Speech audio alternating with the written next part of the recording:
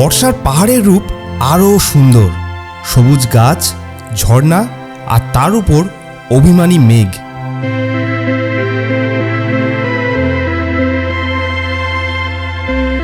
আর north Bengal ঘুরতে এলে এই আকাশ যদি পরিষ্কার থাকে তাহলেই দেখা মিলবে কাঞ্চনজঙ্ঘার। আমাদের ট্রাভেল লিস্ট থেকে বেশ কিছু অফবিট লোকেশন বাদ দিয়ে এবারের ডেস্টিনেশন সোজা রাবাংলা, আর যেখান থেকে রুমের ব্যালকনিতে বসেই বুদ্ধা পার্ক আর কাঞ্চনজঙ্ঘা ভিউ দেখতে পারবো, তাও একেবারে ফ্রিতে। বর্ষা কমতেই ভাবলাম কোথায় যাওয়া যায়, সোজা চলে এসেছি রাবাংলাতে। কোনো প্রিপারেশন নেই, মাইকও আনতে ভুলে গেছি, মোবাইলে ভয়েস রেকর্ড হচ্ছে, সামনে আইফোনে এই ভিডিওটা রেকর্ড করছি। তো আমি রয়েছি একদম বুদ্ধ পার্কের পাশের যে হোটেল রয়েছে বুদ্ধামিগা। এর আগের বারে যখন এসেছিলাম এই হোটেলটা কিন্তু আপনাদের দেখিয়েছিলাম। হোটেলটা দারুণ সুন্দর। আর সন্ধেবেলায় চেক ইন করেছি, রাস্তায় দারুণ কুয়াশা ছিল, মানে মেঘ ছিল। আর যখন আমরা পৌঁছালাম ভাবলাম এখান থেকে বুদ্ধ যে স্ট্যাচুটা সেটা আপনাদেরকে দেখাবো। তো কথা না বাড়ি আগে বুদ্ধ স্ট্যাচুটা দেখুন এখান থেকে কেমন লাগছে। তো এই হলো আমাদের হোটেল,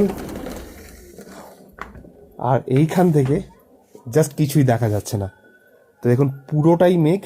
আর এক্সপেক্ট করেছিলাম এখান থেকে ভালো রাতের বুদ্ধ মূর্তিটা খুব সুন্দর লাগে, লাইট জ্বলতে থাকে, কিন্তু এখন পুরোটাই মেঘ, মানে 1 ফুট ডিস্টেন্সে কী রয়েছে সেটাও দেখা যাচ্ছে না।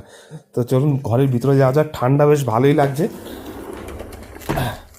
তো আজকের ভিডিওটা স্পেশালি রাবাংলা নিয়ে, রাবাংলার বুদ্ধ পার্ক নিয়ে ছোট্ট ট্রিপ। তো আজকের শেষ থেকে শুরু করলাম। রাতের বুদ্ধ পার্ক দেখানোর মতন কিছু নেই, তো রাতের ভিডিওটা স্কিপ করলাম, সোজা চলে আসবো সকালবেলা। Good morning from Ravangla.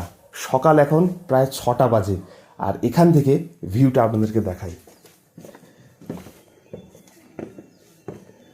এই হলো রাবাংলার বুদ্ধ পার্ক, দেখুন কত সুন্দর লাগছে।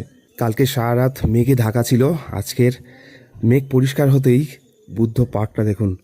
আর বুদ্ধের পিছনে সেই কাঞ্চনজঙ্ঘার একটা দারুণ সুন্দর রেঞ্জ দেখা যাচ্ছে। এত সুন্দর কাঞ্চনজঙ্ঘা হয়তো এর আগে আমি অন্য কোথাও থেকে দেখতে পাই।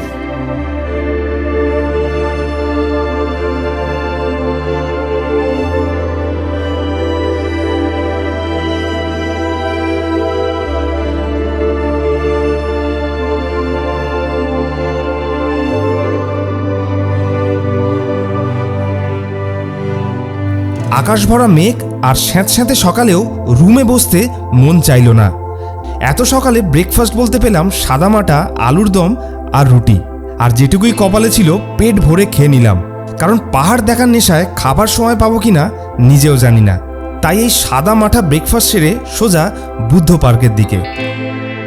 তো আমরা যে হোটেলে ছিলাম এই পিছনে বুদ্ধামিখা, এই হোটেলেই আমরা ছিলাম। আর প্রথমবার যখন এসেছিলাম এই হোটেলটা দেখে গেছিলাম, এইবারে কিন্তু এই হোটেল থেকে দারুণ ভিউ পেয়েছি। সকালবেলা যেটা দেখালাম দারুণ কাঞ্চনজঙ্ঘা ভিউ পেয়েছি। আর এইবারে আরও একবার এই বুদ্ধা পার্ক ঘুরতে চলেছি।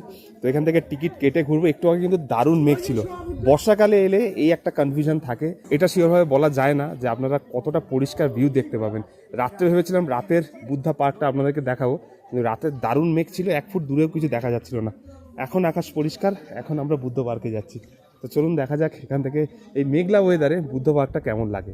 তো এইখান থেকে টিকিট কেটে তারপরে ভিতরের দিকে যাব। এখানে কিন্তু 80 টাকা করে টিকিট। আর চলুন অনেকদিন পরে আরও একবার বুদ্ধা পার্কে।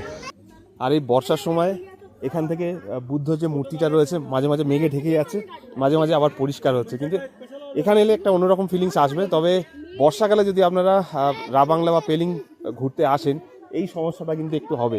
তো চলুন এসছি যখন পুরোটাই ঘুরবো, আর নিচ থেকে কেমন লাগে বুদ্ধ পার্কটাই মেঘলা ওয়েদারে সেটা আপনাদেরকে দেখাবো। আর আমরা এখন রয়েছে একদম বুদ্ধ পার্কের সামনে, আর আমাদের হোটেলটা ছিল এই সবথেকে প্রথম হোটেলটা। সকাল থেকে বেশ দারুণ ভিউ পেয়েছি, আর এখন পুরোটাই মেঘে ঢাকা। তো আর্লি মর্নিংয়ে মেঘ পরিষ্কার থাকলে এখান থেকে কিন্তু কাঞ্চনজঙ্ঘা ভিউ আমরা খুব সুন্দর দেখতে পেয়েছি। এইরকম স্যাঁতস্যাঁতে ওয়েদারে ভিড় কিন্তু কম নয়, দারুণ ভিড় রয়েছে। তো এরপরে আমরা আরেকটু এগিয়ে যাব।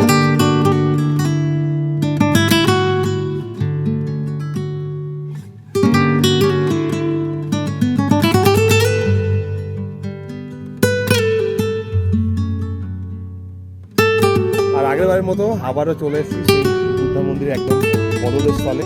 তো এখানে একটা জিনিস বলি, বৃষ্টি হওয়ার জন্য না এই জায়গাটা আরও বেশি চকচকে লাগছে, আরও বেশি শাইনি লাগছে।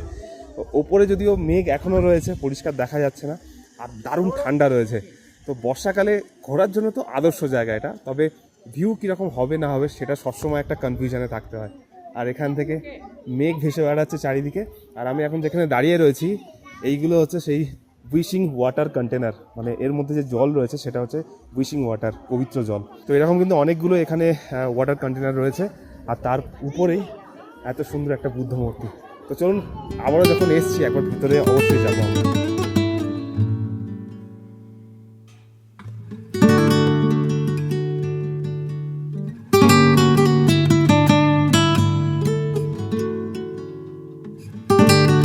আর আমরা এখন এই বুদ্ধ পার্কে একদম পিছনে রয়েছি। এর সামনের দিক দিয়ে দেখলেও যতটা সুন্দর লাগে, পিছন থেকে দেখলেও কিন্তু অতটা সুন্দর লাগে। সাজানো গোছানো জায়গা, পরিষ্কার পরিচ্ছন্ন।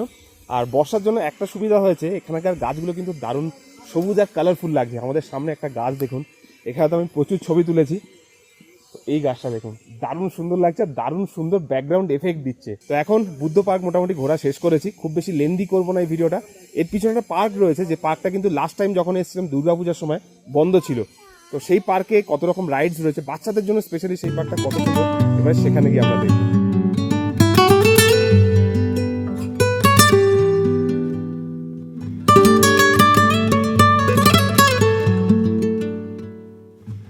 আর এখন আমরা রয়েছি বুদ্ধ পার্কের নিচে, একটা সুন্দর পার্ক রয়েছে, এটা হলো রাবং পার্ক। যদিও এই পার্কটা সবসময় খোলা থাকে না, লাস্ট টাইম যখন দুর্গাপুজোর সময় এসেছিলাম তখন কিন্তু ছুটি ছিল।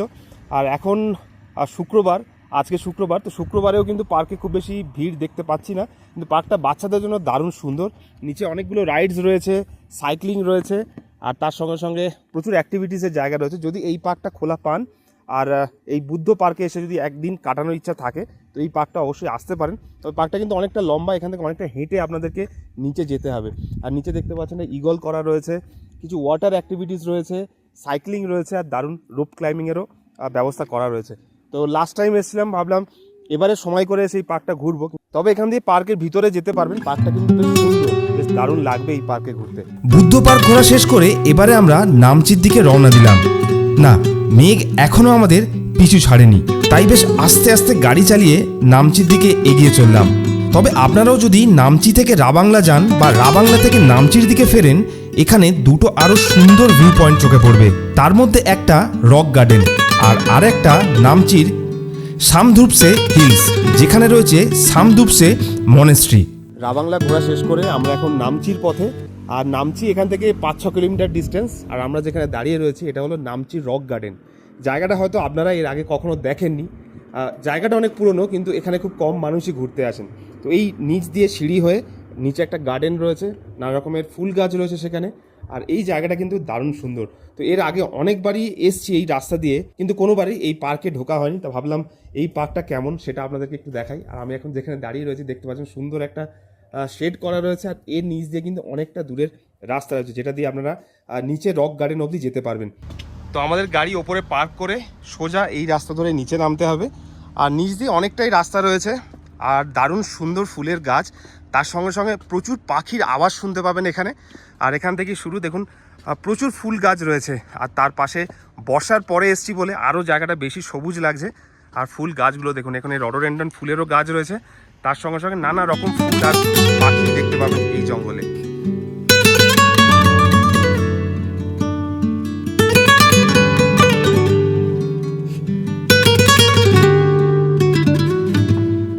অত্যাধিক বৃষ্টির জন্য আমরা এই সান্দুপসে মনেস্ট্রি দেখতে পেলাম না। তবে আপনারা যদি এই রাস্তা দিয়ে নামচি বা রাবাংলার দিকে যান, এই মনেস্ট্রিটা মিস করবেন না, দারুণ সুন্দর মনেস্ট্রি। আর এখান থেকেই নামচি পৌঁছাতে সময় লাগবে প্রায় 40 মিনিট। এবারে নামচির 4 ধাম দেখার পালা।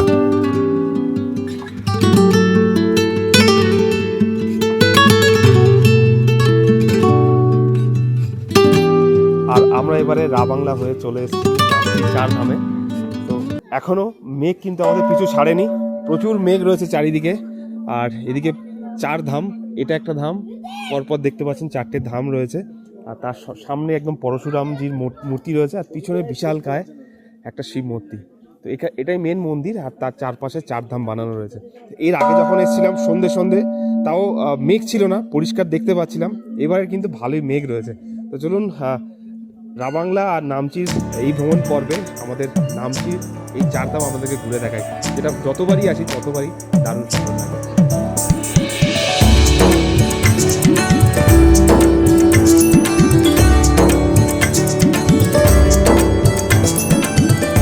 আর এই চারধামের শিব মন্দির, যেটা কিনা কালিম্পংয়ের মে ফেয়ার থেকেও আমরা পরিষ্কার দেখতে পেয়েছি, বিশালকায় মন্দির, বিশালকায় মূর্তি, যেটা অনেক দূর থেকে কিন্তু দেখা যায়।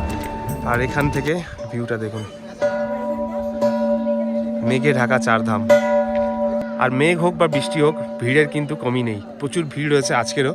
আর আমি এখন বড় একটা নন্দীর পাশে দাঁড়িয়ে রয়েছি, আর আমার সামনে একটা বিশাল শিব মন্দির।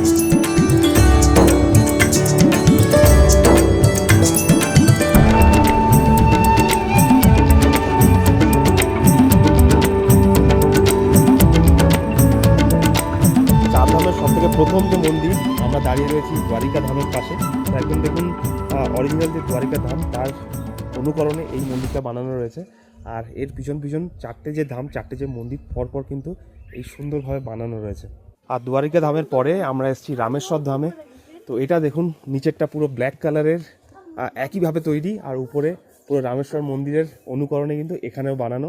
তো এই দুটো ধাম বাম দিকে রয়েছে, আর ডান দিকে 3 নম্বর যে ধাম সেটাতে আপনাদেরকে নিয়ে যাচ্ছি। তো এই জায়গাটা কিন্তু দারুণ সুন্দর। আর মেন যে মন্দির সেটা আমরা উপরে গিয়ে দেখলাম, ওটা শিব মন্দির রয়েছে, তার পাশে অনেকটা জায়গা জুড়ে কিন্তু এই চারধাম। তো নামচিতে এলে এই চারধাম কিন্তু অবশ্যই দর্শন করে যাবেন। আর এখান থেকে ভিউটা দেখুন, যদিও মেঘে ঢাকা এখন, তাও দারুণ সুন্দর লাগছে।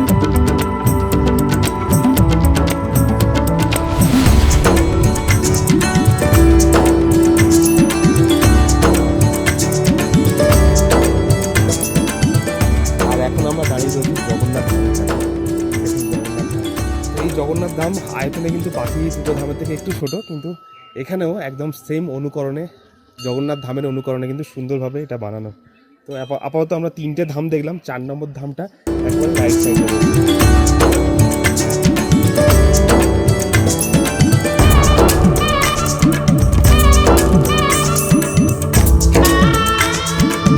আর এখন আমরা রয়েছি বদ্রীনাথ ধামের কাছে। তো 4 ধাম কিন্তু এখানে এলেই আপনাদের ঘোরা কমপ্লিট হয়ে যাবে। তো এরপরে আমরা মেন এখানে একটা পরশুরাম যে বড় মূর্তি রয়েছে সেখানে যাব। আর অল্প অল্প মেঘে ঘিরে গেছে কিন্তু জায়গাটা, যদিও হালকা হালকা বৃষ্টি হচ্ছিল। তো প্রথমে লাগছিল এখানেই যদি বৃষ্টি শুরু হয়ে যেত, এখনও মেঘ আছে, বৃষ্টি হয়নি।